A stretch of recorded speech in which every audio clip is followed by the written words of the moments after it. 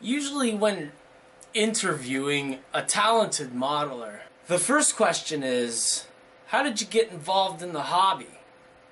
However, I'm not that kind of interviewer. I'm kind of scared about interviewing people who are as talented as our guest today. And,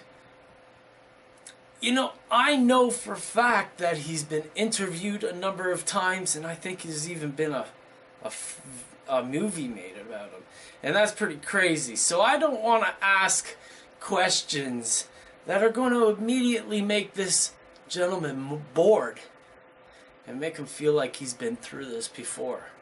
So instead, I decided to take the path less traveled and talk about the power source of art. Try to find a connection with the artist between our hobbies, or art forms, as it may. I have to say I am extremely happy to introduce to you Michael Paul Smith. He's a very talented large-scale modeler and photographer.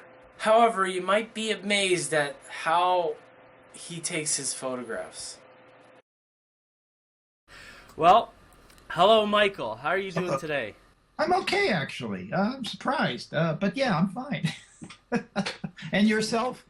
I'm doing great. I'm actually beside myself because, I get these ideas. It'd be great to interview Michael Paul Smith. But, and I get into it and I call and then it comes, you become this very nice guy and I'm like, oh no, this is for real.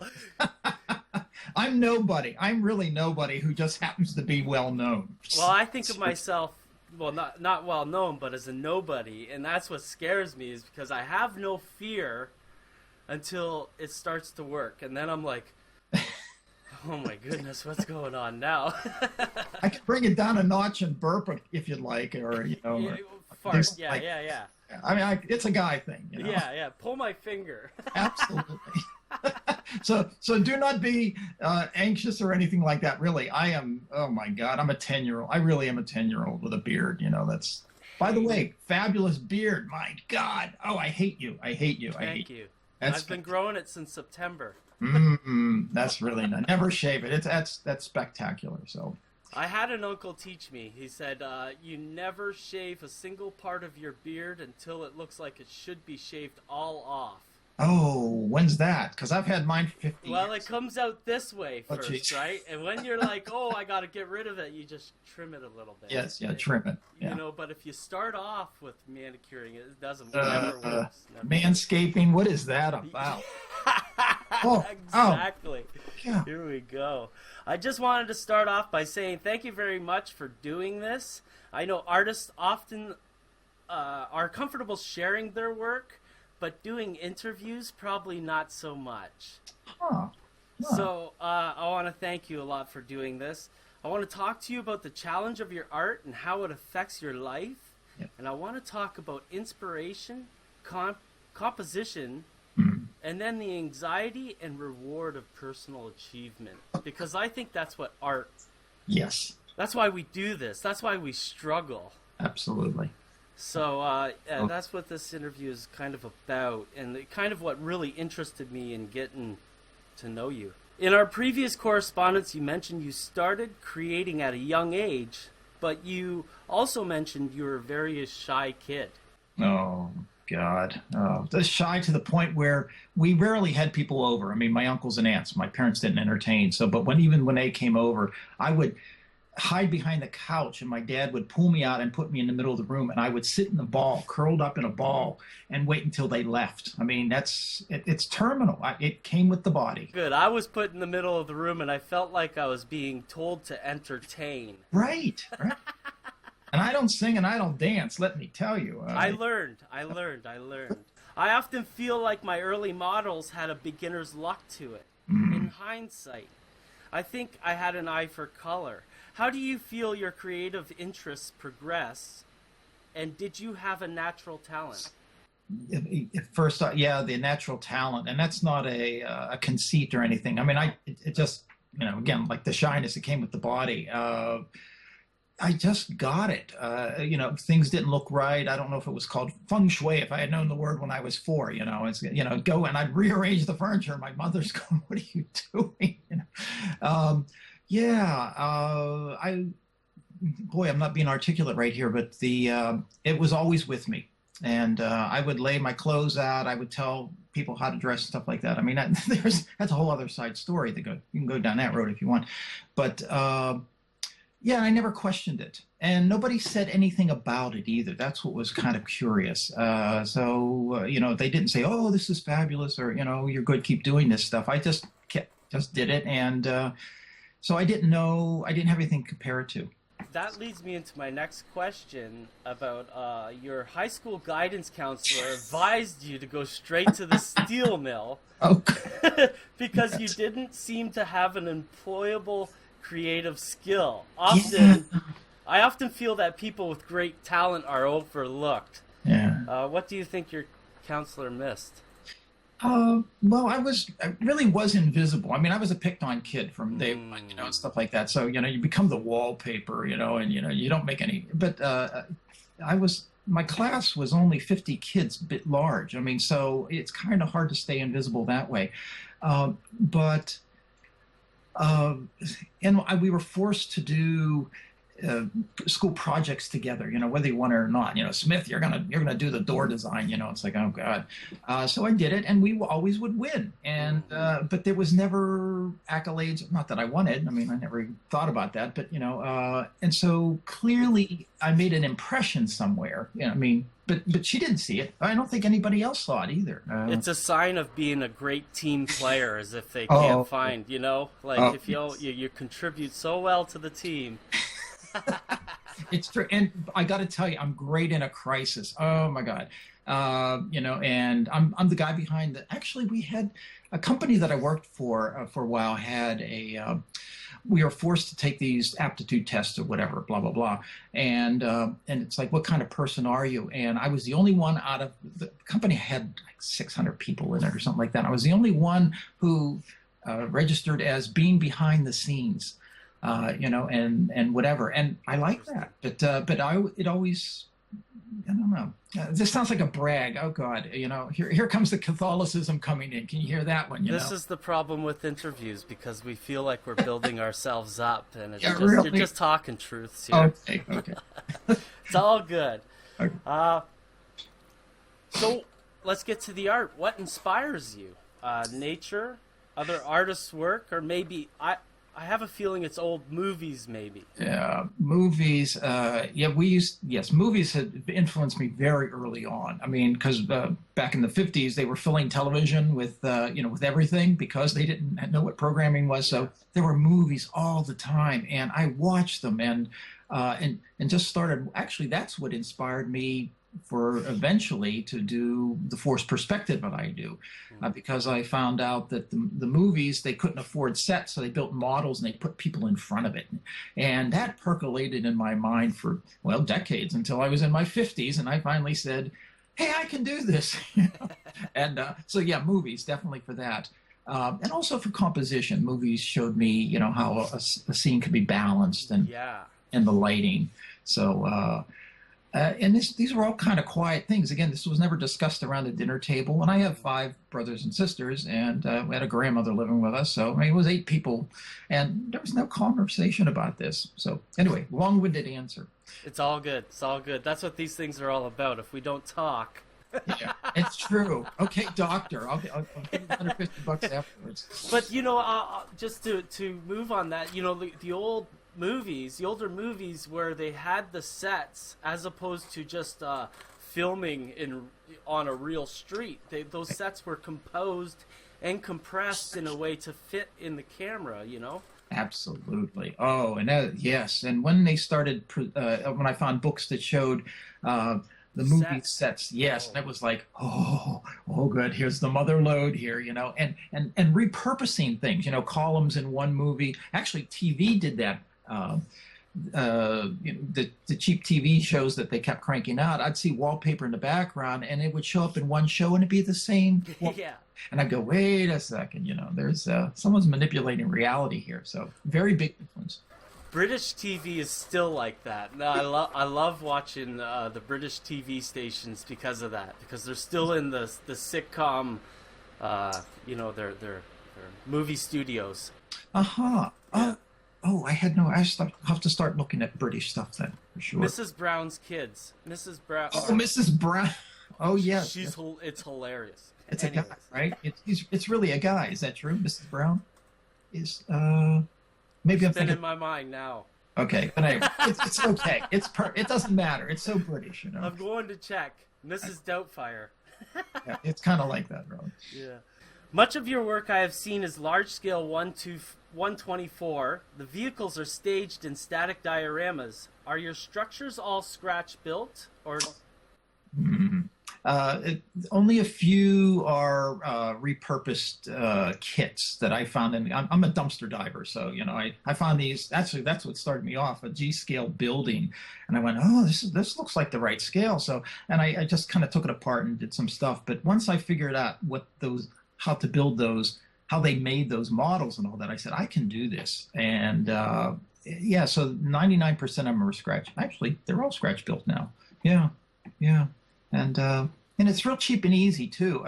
Someday I have to do a setup where I can show how one building has been, just like the TV programs, been repurposed just by changing, a roof line or adding some, asymmetrical thing on man, it's a cheap shot. In some way, yeah. Yeah. It's I feel like I'd be exposed though, the trick will be revealed, but man, cheap. I am just cheap as well. I don't have any money, and so you just keep doing it. So anyway, that sorry. probably contributes to your art in wonderful ways too, though. The lack of money, like. Oh yes, I think money is a curse on some level because it's like, I can buy that, but part of me is going, I'm going through my bin here, going, how am I going to do this one? And yeah, just pull it out of the hat. Yeah, like the check could be coming on Friday, but you're inspired to do this thing now. And how do you get it done? Like, do you wait till Friday when the fire's gone and you got to recreate the thing? No. Or what? Getting back, your images. Do you, like your composition, your dioramas, your photographs? Do you come up with it in your mind? Do you draw it out? Well, my kitchen table for all the indoor shots, my kitchen table is where it is. So it's a 3x4 area. So I don't necessarily draw it out in the beginning. I'll just put pieces of the model together and have a sense of where it is, and then then it can become a daylight shot, perhaps. And then I'll make a floor plan to say this, because I have to cart everything out into I don't have a car. I drag everything on a baggage cart, so I have to put all my materials and disassemble everything, put in the baggage cart, walk to wherever I'm going, and then reassemble it. And I have bad memory, so I do have a floor plan. So if that kind of answers your question. Yeah, okay. Sure does. So I think you probably already answered this question already. I got a bunch written down. Oh, good. Oh, for the people to see. Yeah. We've got some background here. So where do you get your parts from? You dumpster diving, which is great. It's repurposed materials, I take it then. Oh, absolutely. 99%. And yeah, I mean, occasionally the train store here will have a sale, and I'll borrow a car, and because they're having ballast for sale or something like that. But even that, I've learned using vacuum cleaner dirt. I have filthy floors, vacuum clean it, then sift through it, and it's actually the right scale. And why pay $5 for a bag of vacuum cleaner dirt when I have some right here? Hey, it's all here. My dad would say everything you need is in the room you're in. So I mean, that's kind of, it's like yeah, I guess it is. This is the one thing that's going to surprise everybody, and I've got a little bit of a story with it, because I started out with the cameras that you use. Okay. And I moved to these other cameras, and when I first started out, I had great pictures, and I got this really nice camera, and it's... I'm hearing you. I know where this is going. Yes, absolutely. They're too good. I wrote the question originally as, I'm thinking you have some photography training. What do you use to make these model scenes and photograph? Right. Yeah, no, boy, bad at photography. Technical, I don't get it. I don't get it.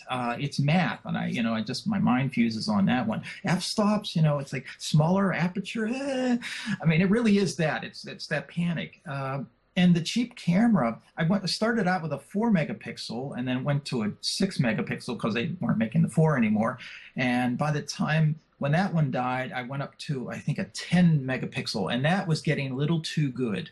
And I was aware of that. And then somebody, a very dear friend, a real sweetheart of a guy, gave me a hugely expensive digital camera. I mean, we're talking huge amounts of money. And it took fabulous photographs, and mine looked like crap.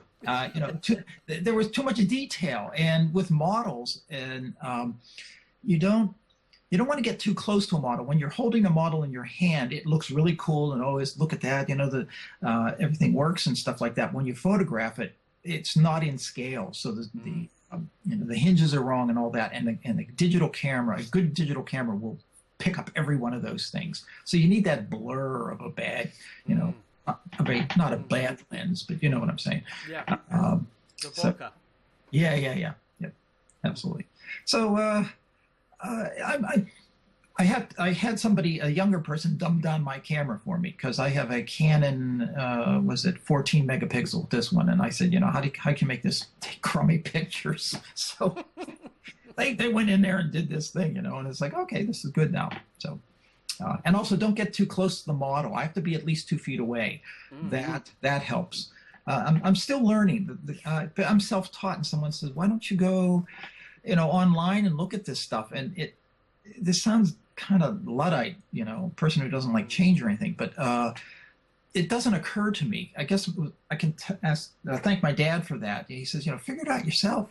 Come on, fine. I mean, that was the good news and the bad news.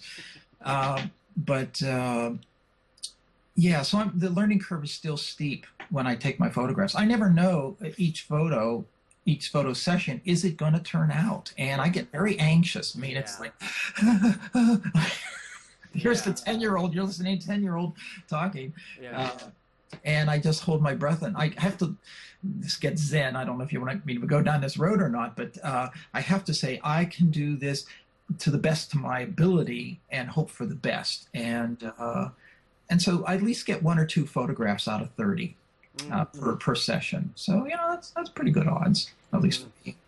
So, I'm not a professional, and I do get grief from professional photographers. Oh my God. I mean, they're like, what is your lens? And I go, I don't know. What's your f-stop? And one guy, I mean, this is a famous story that I told when I first started to become known, is that this very well-known French photographer wrote to me and said, I want to know all about this. And I said, I keep it on automatic. And his line, he wrote back, he says, you lie. I mean, end the conversation, I mean, it was just like, you're not going to tell me your secrets and all that, but it's the truth. I don't know. I must do something right. Clearly, I do something right. What is your take on it? Seriously, I mean, when you see my stuff, and I'm not fishing for compliments, but when you see my stuff, because a lot of times I just see little cars on a table. I mean, they must read as real on some level, right? Yeah. Okay. Like I told my wife yesterday, I'm interviewing this guy, and she hates all this stuff. But she looked at your 2 pictures where you have how you staged the photo and the photo, right? And she said, that's the real photo and that's the model. And I said, no. Oh, because this is a picture of that model. Uh-huh. The light bulb goes on, right? And I think it's wonderful what you do. And the only other modeler that I've seen come back and take a picture of the camera and the model or the scene and how you did it was my friend Bob Boudreau, who does that too. And he does this multi-scale stuff, and I think it's so wonderful that you show. Yes. Because if you don't do that, it's a real photo, and that's it. Okay. Oh, good. Good. Thank you. This is good to hear it from you. Because people said, don't ever tell your secrets. And it's like, Well, why? Yeah. Why not? You know, I mean, it took me 50 years to get to this point. You know, why should someone take 50 years? Yeah, okay, thanks. Well, I think that 60% of people all see your photos, and if they're flipping through a magazine, they'll say that's a real photo in their mind and move on, right? 40% will say, now wait, you know, something's weird about this photo, but they don't know what it is. There's that uncanny valley kind of thing going on where maybe the bokeh in the background might be like it's just something real small, but you can't put your finger on it. Right. You know, and that's the thing about modeling is it only takes one thing to put your finger on it to really poof. Yes. Oh, I'm so glad you know that. Yeah, because I have that kind of sixth sense too. When I look at other people's work and I go, wait a second, that's a model. I mean, it's just this gut thing because I guess we just scan things. We we've paid attention to detail enough to say, you know, that's really not a 2x4 or that pole is, you know, just would be way out of scale or something. But yeah, it's subtle. It's very subtle. I gotta say though, personally, I'm not at your level yet. I'm not at the point where I'll go out and do a 30-shot a session with the camera because I don't think I'm that good yet. You know, so I don't want to sit there and spend all this time to try only to fail. So I have a bunch of these models that maybe in 10 years when I get to be 50, I'll be like, let's go out and take a picture and make this darn thing perfect. Okay. You know, so okay. I'm not there yet. Well, you know, I got to. Yeah, okay. And I hear you on that. And I'll be the doctor for a moment here. Is that one day when you're feeling at least slightly inspired, just take it outside and watch what the sunlight does to it. And because that's how it started with me. It was all indoor stuff, and then I said, I just took it out into the parking lot next door, and it was like, oh, there it is. But I couldn't tell you why it was, but it was clearly the sunlight had illuminated everything and blah blah blah blah. And it was so I'm gonna keep bugging you, okay? That's okay. I think I'm gonna pull out that 8-megapixel point and shoot I've got in this tool chest here. Do it. That might be the magic. Yes, I think it is. Yep. So we were talking in email about a bunch of stuff. The more I read it, the more I was just like, I'm not the right guy to interview this guy. I don't know what I'm doing. Oh my goodness. We were talking about custom model building and stuff, and you know, it's something that really pulls the inspiration out of my hobby sometimes. Sometimes it drives the inspiration, but it really is a drag, you know, sometimes. And I've actually stopped doing it. You know, I'm just modeling for myself now for the last few months, and it's you know, I'm feeling it now, you know. Okay. The world of the custom model builder has shrunk due to laser cutters, cheap printers, and 3D printers. Basically, models moved from the analog to the digital. How has that... I think I know what you're going to say, Luddite. How has that changed your hobby, and do you partake in any of these new technologies? Yeah, not grudgingly, yes. I'm fascinated by it. When I was a kid, I couldn't wait till the future happened, and here's the future where you can print things that you want. And it's like now I'm sort of saying, well, I don't want that now. But I'm fascinated by it. And, you know, why spend, 2 days building a chair when, in fact, you can throw money at the problem and, have some really beautiful chairs. Oh boy, it's a real mixed bag. If I had my own company, and that's a whole other story, is I would go the 3D printing route, only because it's quick. There would be my ideas that they would print and stuff like that, so that it's just seen as a tool. But I don't have my own company, and I love that puzzle of how do I make this chair? How am I going to do this, and to make it believable? And there's another thing is that if you saw my models in real life, they look rather toy-like, but they photo, and I know that they photograph well though, because I just learned that. So the 3D printed stuff is so perfect that it looks out of scale. Yeah, yeah, absolutely. The rivets are all there and all that, and you go, oh, it becomes a precious object actually, and that's not necessarily a bad thing, but the craftsmanship, it's where's the hand of the artist in there? I go back and forth on this all the time. I think I love it. I love 3D printing, CGI. I don't use that. I only use. Talk about technologies, the very basics of what is it? Photoshop. Yeah, and I have Photoshop 0.2 at 2.0 or something. I mean, yeah, it shows where I am. It's right with the 4 megapixel camera, but I don't need it for a lot of stuff. And it's sometimes an insect will land on my model, and I have to take that off, or a door jamb of a car, even though it looks good when you hold the model, but when you photograph it, I mean, in real life, that would be a 6-inch gap between the door. So I'll close that down, but that's as far. I never import anything into my pictures, and because that's, I know, I just like the challenge. It's cheating, right? Yeah, it is cheating. In a way. But then there's people who do the Photoshop because that is their tool, and it's like, oh, it's real. So yeah, it's continuum. I'm somewhere on that continuum. So you've told me that you often avoid working for other people. Are there any projects that you would like to share with us that you really enjoyed being on? It's the smaller projects that. Yeah, you're saying the small events that you can really maybe interact with people and stuff. Right, and the larger events it's like the models, and this is not an ego thing, but I become the center of attention. I become the precious thing. Also, there's money involved, which is like, I mean, there's a lot of Catholicism coming in there, and oh boy, okay, doctor, no.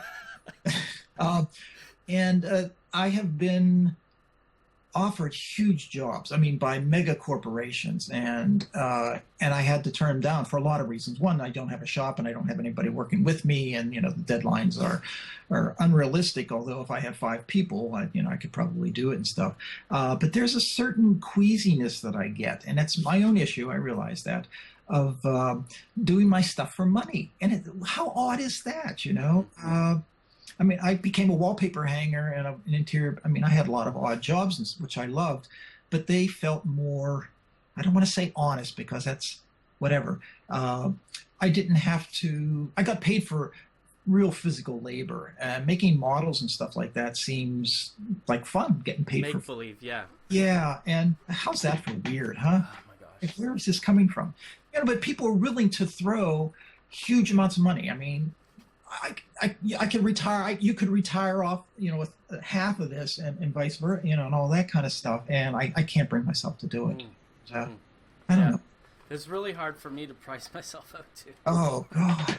Oh God. Oh. Even when you want to, it's like you can't do it. Yeah, you can't do it. I'm so sorry you have this affliction. It's crippling. It really is. It's the love of what we do. Yeah. And it's something that just can't be made up. Right. It's got to come from somewhere. Absolutely. And yet another thing with this, if you don't mind me still going down this road, because it's a huge topic, is it good enough? I mean, if someone's willing to pay $20,000 for one tiny little building, and that takes me 4 weeks to do and stuff like that. Is it really worth that? And is this my best work? Are they going to find a flaw? I mean, you hear all that, that stuff going on too. Maybe it's the same affliction you have too, but that's more underscoring more of what we're talking about. Well, I'm in Canada, so everything I have to ship, it goes to the States. So, you have to go through the building process, and then it's the putting it in the box process, and then that's just. I'll go through a heart attack situation just trying to go over it.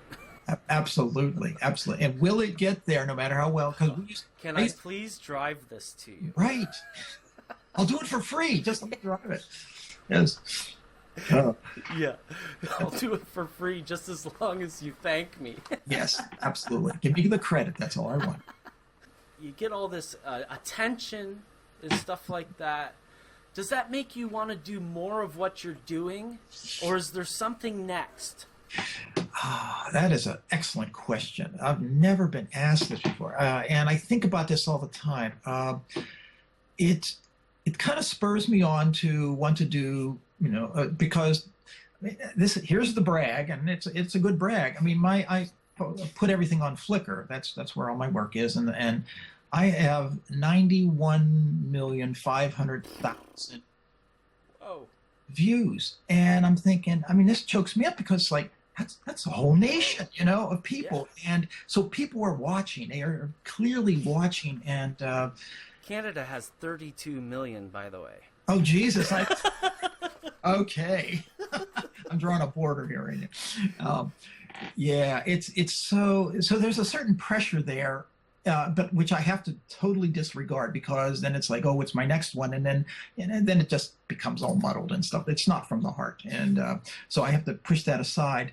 But then it makes me think, am I getting stuck in the Elgin Park thing? And I keep thinking I'm going to run out of ideas, but no, it's 10 years now, and since 2008, I've been doing this, and I'll wake up in the morning and say, hey, how about this?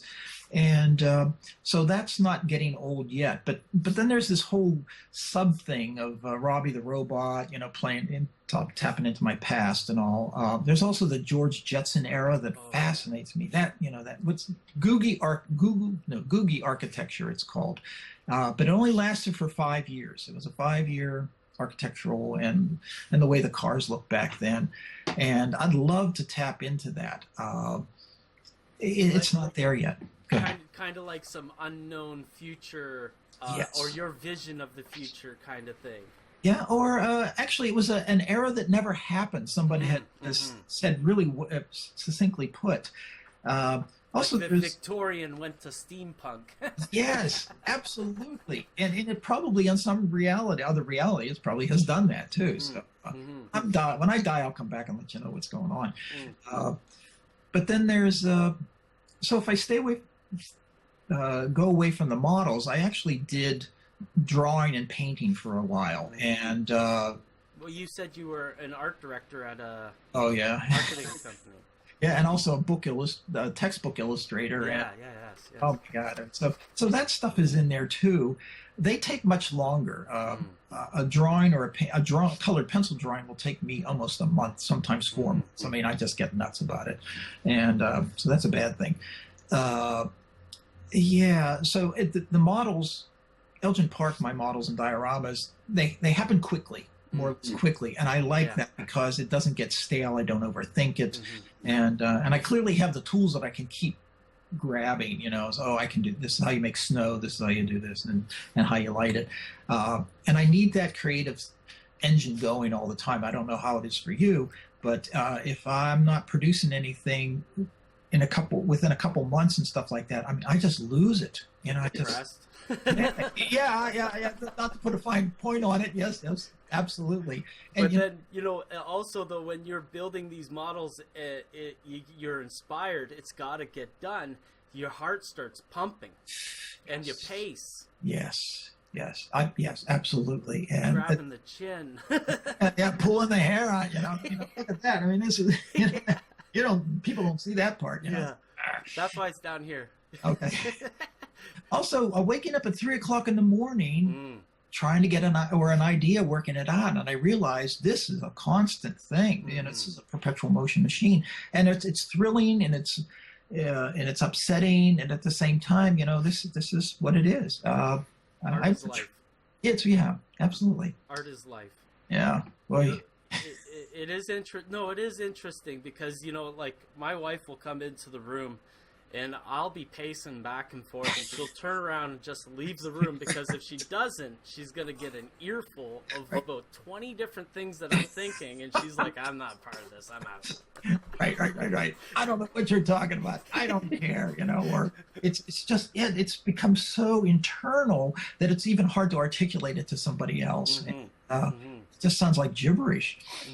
Do you have models exhibited in places, or do you just keep them yourself? I had one exhibit where I occasionally will exhibit some photographs, but the models themselves, I only did it once, and I did a very realistic scene, and it was prominently displayed, but it was not well lit, so it just looked like looked like a sad little, toy layout from, a 15-year-old did it, It was there, but it wasn't. Yeah. And so the magic wasn't there. The models themselves, because I live in a very small space, they're modular, so they're not set up. I mean, can you see the background? I don't know. Yeah, there's some up there. Oh, I see. Yeah, I got that too. But yeah, I can see yours too. Architectural models. Yep. We have this. Oh my God, the same affliction. And doctor, I have this rash here too. Yeah, exactly. Just like yours. Yeah, so they're all in boxes and bits and pieces, and and it's kind of sad. I might have mentioned earlier, I don't know, but people, when they see, some people have written and said, I want to visit your town, and I said it doesn't exist, and it's which is a weird thing. I photographed the past. It's all digital. It does not exist in physical reality. It's like, wow, that's a very strange thing for me. It's a really strange thing for people to wrap their heads around, I bet, too, though. Oh, absolutely. And also, when speaking of not being able to wrap your head around it, when I go out, and occasionally people will watch me, because, here's the old guy, with a table of toys and stuff like that, and people will say, well, what are you doing? And I'll tell them, and even though they're looking at the model, and I'll say, well, get down and look at the background, and they still don't get it. It's a slippery concept of why, what is this? So I always bring a book with me, mark my photos, and say, this is what the end product will be. And sometimes they still don't get it. Oh, really? It's really difficult. Something happens in the camera that I cannot articulate and they don't get. So, but anyway. The camera in photography is very interesting because you see that, I don't know if you've heard about it, it's called tilt shift. Oh, sure. Yes. Isn't that so interesting? It is wacky, and I'm thinking, maybe I don't have to build models anymore. No, I won't go that route. Although somebody has been doing tilt shift films, so it's cities, walking through a city, making it look like it's only HO scale. It's like, wow, I love technology for that reason. It is so interesting. It's so interesting. So I'm out of questions now. Oh, so getting down to the modeling and stuff like that, your cars. Do you do much work on your cars? Because they come pretty much fully built, don't they? Yeah, there's 3 manufacturers that don't make them anymore, and they're really spectacular. They have shock absorbers, the seats tilt forward, the glove compartment's open, they're all plumbed inside, and all that. And a lot of collectors have these models, so I will. Not disrespectfully, but I will paint the white walls out. I will take off certain chrome things, and just like, oh, well, I get mail where it's like, how dare you, dude? Yeah. You know that is only one of 500, And I said, well, it's okay, these are my friends. So I do alter them. The trucks mostly I alter because I'll take the beds off and then just build completely different beds. And even though I have 300 die-cast cars, and then now I'm building plastic kits because they don't make the die-cast anymore. But 300 cars sounds like a lot until I've done over 400 different photographs, and how do you keep making them look different? So yeah, can of spray paint, take the roof off, two-tone it, make sure it's the right two-tone because people people are watching. I've gotten nailed on that one, We all have our passions. But God forbid you cross that line that the 1962 Chevy did not have a dark blue roof. It was white. They only came with 2 tones of body color and a white roof. Oh, my God. And I will admit, I'll write to them and say thank you very much because, that's good information. But then at the end, you should probably say, but they should have released a car that looked like this because it looks fine. It's yes, well, it reads authentic, and actually that you probably know this from your own model making. It doesn't have to be accurate, but it has to look like it works. Yeah. And you just don't want to do something so glaring. You wouldn't paint a 1950s house, electric blue or something or whatever. I mean, you have to stay within parameters, but. The objects in our life are rarely ever pristine. So What a You know, mess. so it's almost necessary to muck things up a little Yes, bit. absolutely. And telephone poles are not 90 degrees. I mean, when I started doing this, I started looking, around how to make this real, and things are tilted and dirty and cracked, and it's like my models actually come off as looking a little too pristine. I mean, I'm starting to throw more dirt on it and wetting them and stuff like that, but it's still not dirty enough. Yeah. Well, it's fun though, actually, with the internet. I was talking to a modeler last week who was saying that secrets used to be so, like, these techniques used to be so held to the chest. Oh, yes. Nobody tell anything. Like, he actually told me, somebody said, give me $2,500 and I'll tell you how to do this. And it's like, he's like, well, how about I walk around your shop and figure it out? No, don't go there. No, don't look there. Yeah. So the internet has given us the opportunity to learn a lot of these insights and kind of, get the light bulb going. What have you used in the last few years that you've learned from the internet? I think, if anything, it's rusting. How to rust things. I mean, it's not just putting an orange paint on it, which I used to just water it down, and it reads well enough. But you realize it's very subtle. There's layers of brown and black and paint color, and the whole thing using hairspray if you want to make it look like the body of the car has rusted through. And I mean, it's like Bubbly, yeah. Yeah, and it was using tape. I mean, things I would have never, ever figured it out. And I find myself just giggling. It's like, oh, yes, of course, this is great. Oh, my God, why did, how did they know this? So the rusting is the big thing.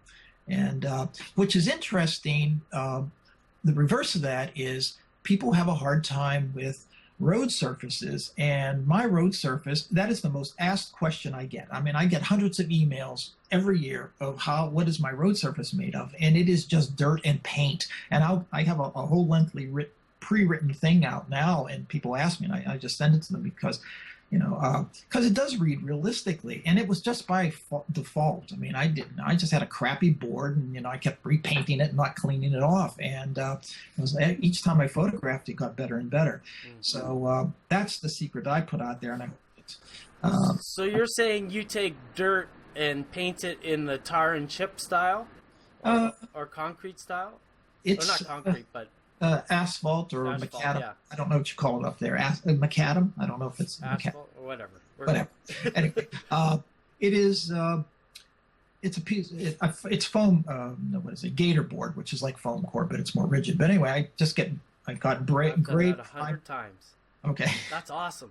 Okay, and just gray primer paint and my vacuum cleaner dirt, and then put a layer of tan, and then vacuum cleaner dirt and a layer of white and then black, and you just build up this sandwich of it, and it's all very irregular. Yeah. And then you mist it with water and throw dirt all over it. I mean, people watching, what are you doing? I'm ruining something. Back off. It looked good a second ago, and you're just tossing dirt on it now. But here's the magic, and I'll say, here, watch it, and it does read. So that was a really long-winded, circuitous answer, but the internet does teach. It's just a wealth of information of things you'd never ever figured out, and I just want to hug everybody, and say thank you. Yeah. You'll never replace the feeling of actually accomplishing a new technique and it working out, and you're like, oh my gosh, I could use this on so many different things. Yeah. It makes me wonder what else we don't know, and it's probably huge amounts, So. Yeah. I've been using a masking, like a Cricut cutter. I don't know that. What is? It's a die cutter, and I've been using it for masking stuff lately. And I haven't shown it publicly. I like to test a lot of things before I show anybody anything. I'm doing, and it's really amazing what you can do with these masking things. Like, I was so messy before with a brush, but with an airbrush and a mask, paper mask. I'm just moving into different parts of my hobby that it's just nice. It's just a lovely thing to do. This is better than therapy. Yes, yes. Oh, absolutely. I mean, I went to therapy before I was doing my models, and it's, when I built this model of the house that I grew up in, I mean, everything from my past came back. Every room I built, there it was. So yes, I hear you. I started going back to more what I read in your email about, you said you started off with cigar boxes or shoe boxes. Right, right. Do you still do interiors in your models and stuff like that, or is it all just this outdoor composition? No, I still do the interiors, not as, because I never know when I take my photos to shoot them.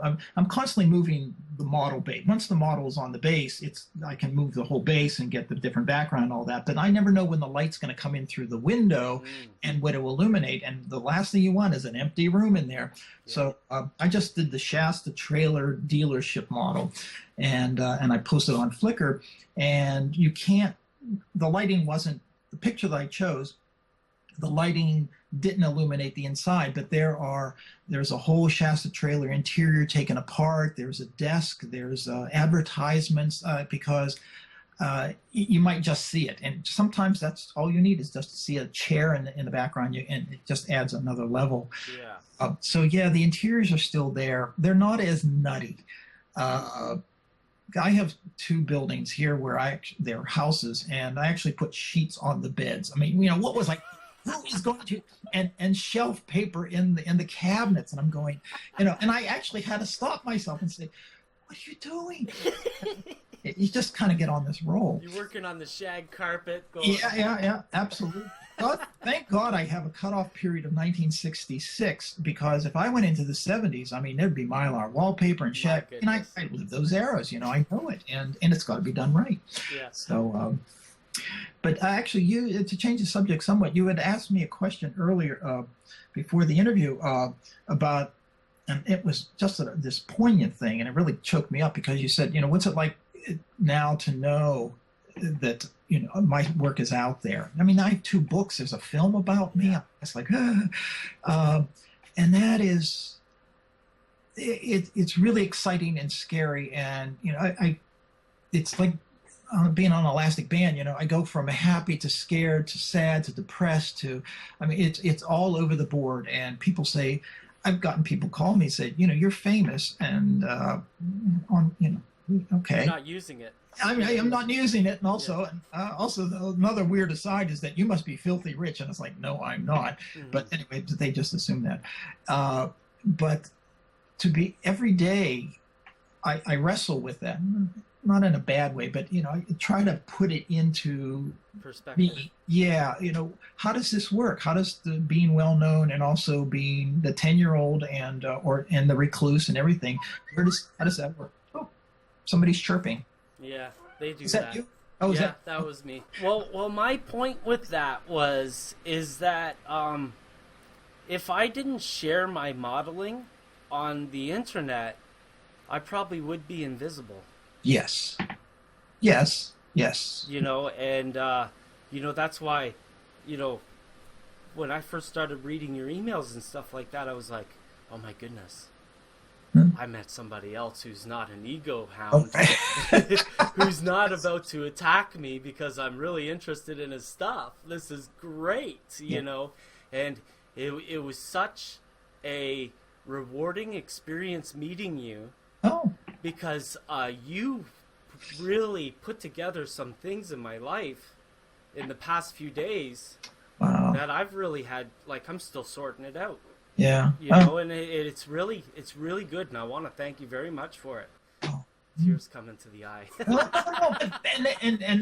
And those are tears of happiness, because these are things that nobody talks about.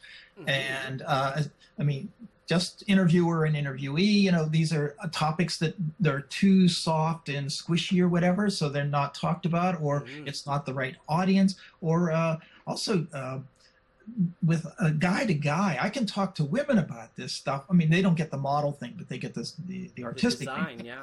and I don't mean to be, sexist about that. I mean, but guy to guy talking about, how do I integrate my little boy and the adult and all that stuff, it is rarely spoken about. So yes, with your when you wrote to me, and I was like, I'm going to be as honest as, what do I have to lose? You don't have to pay attention. But it was like, yes, there was a connection. It was like, oh, this is great. This is absolutely great. It was a relief, because I wasn't editing anything. Yeah. Yeah, well, I had a famous model railroader, Lionel Strang, say to me, you're doing this because you want to be famous. And I kind of never really told him I'm doing this because I don't want to be invisible is what I would have, should have said. And I ended up saying to him is I don't want to be famous, right? And I think he left the conversation really confused because he didn't understand the difference between the two. Right. And I really had not put it together in my mind, the differences between the two, until like Wednesday. And it's sometimes it's subtle, and so there's aspects of that integration where it's like it's so obvious that you can't see it, or it's so subtle you can't see it, and stuff like that. So yeah, and you just need the right sentence or somebody to just say, look over here a little bit. So yeah. It's wonderful meeting you, Michael. Oh, it's a pleasure. And please, I mean, I can go on for hours, as you can tell. So if you ever want to do a follow-up, please, I would absolutely enjoy it. So that would be so cool. Okay. And, put some questions down. And I would love to be a part of it because I wouldn't rather talk to anybody else in the world about modeling than you right now. And we could talk for hours, really. For real. What paints do you use? Do you like enamels or acrylics? Oh, do you have Krylon up there? Spray paint? I mean, that's sort of a staple. And that's Rust-Oleum. Oh yeah, I do Rust-Oleum too. Yes, I'm there. I've started to get into airbrushing, and I can sort of do it. I get it a little bit, but it's sputtering and stuff like that. So, anyway. Don't say anyway, because I found something from War Gamers. Okay. And this is a thinner. It's a homemade thinner for cheap guys. Yes. I'm all ears. What is in it? 49% water. Okay. 49%, 99% isopropyl alcohol. Oh. And 2% glycerin oil. Oh, okay. Now, you know how dish soap cuts the tension off your water? Absolutely. Glycerin does that too, but it doesn't bubble up. Who knew? Who knew? And glycerin is really a binder for acrylics in alcohol. Like alcohol makes your acrylics melt, but it's still an emulsion. But when you get your glycerin in there, and then you shake it up, it really binds better. So I find that it really penetrates wood better instead of sitting on top of wood. Sure. You know what I mean? Yeah, I do. It's an amazing, and then I just throw a little drop in my airbrush. I just started airbrushing more. Okay. Like I've been airbrushing for years, but it was always getting clogged on me. Yeah. Okay. Excellent. Sputtering, as you say. Yeah. I'm all over this one. It's been working for weeks. I haven't messed up once, and I think I'm a champ now for it. That's all. Oh, good, because I read the directions, and I'm dyslexic, and I have some memory issues and stuff like that. So in the airbrush, it says when it sputters, it is, and then I just glaze over, so I don't. But just explained me 200%. Oh God, is this what it means to be an? So most artists there must be technical artists out there that are good, though. I mean, that can do it. There's a ton of them. Trolls Kirk, there's a ton of them. But I think it's my French Canadian stuff that makes me dyslexic. Hey. Anyway, this is good to know. Yeah, it's a great thinner, and I haven't found any I probably use scenic cement the same way with dish soap. Okay. But for everything else that has to do with paint, from now on, I'm going to be using this glycerin. Okay. Flow aid, I guess I'd call it. guess you'd call it. I don't know. Patent that name, get No. get the website. No. Yeah, I can't make it with my art. I ain't gonna make it with nothing. Yeah. Oh, no, I hear you.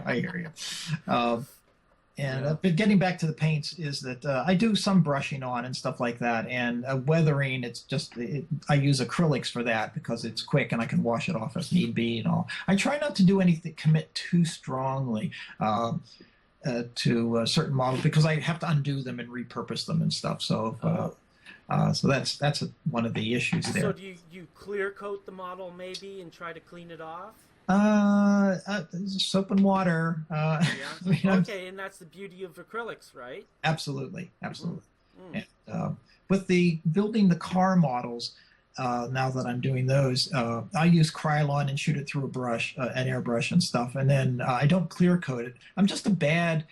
I don't have a good session thing where I work. It's this little mobile, what do you call it, spray booth and all that, and there's dust in the room and stuff. So invariably you get those large things sitting there. But after it dries for a week, I won't clear coat it, but I'll get turtle wax rubbing compound, and it brings it actually smooths out orange peeling, and then I just coat it with some wax. And I know, only because I know it's going to photograph well. But if it were to be a displayed model, it would look like crap. But photographs just well enough. So because the dust would stick to it a lot more. It's bad. You wouldn't actually be able to clean the dust off of it all that well without a clear coat. Yeah. Dear. Anyway. We can get into the philosophy. Hey, we're artists. People aren't expecting us to stay on topic or anything like that. God damn it. Anyway, anything else before so I don't go off on tangents, because I will. No, I think that's what.